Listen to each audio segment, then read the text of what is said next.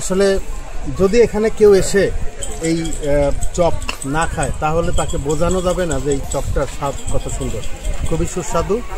এবং আজকে বন্ধুদের সাথে এখানে এসে খাওয়ার পরে খুবই ভালো লাগলো। আসলে মনেই হচ্ছে যে যদি ঠাকুরপুর কেউ আসে অথবা যদি কেউ বোয়ালমারিতে ঘুরতেও আসে তবে তার অন্তত ঠাকুরপুর এসে এইখানকার যে ছোট ছোট চপের স্বাদ সেটি গ্রহণ করা উচিত। পাশাপাশি পেছনে একটি চায়ের দোকান রয়েছে এবং উচিত এখান থেকে চপ খাওয়ার পরে অন্তত দুধ চায়ের স্বাদ গ্রহণ করা।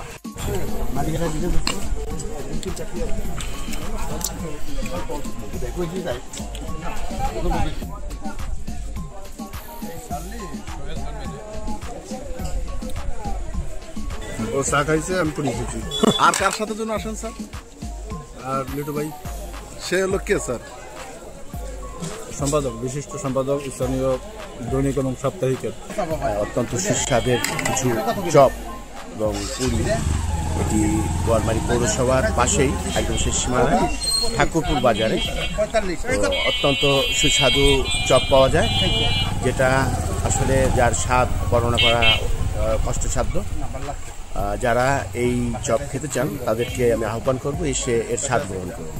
একটি বিষয় রয়েছে, আমাদের এই চপের দোকানের ঠিক পেছনে আরেকটি চায়ের দোকান রয়েছে, যেটা বিশেষ করে মালাই যেটাকে চা বলা হয়, দুধ চা, মালাই চা, এটির স্বাদ একদম ঠোঁটে লেগে থাকার মতন। আপনারা আসুন এবং স্বাদ গ্রহণ করুন।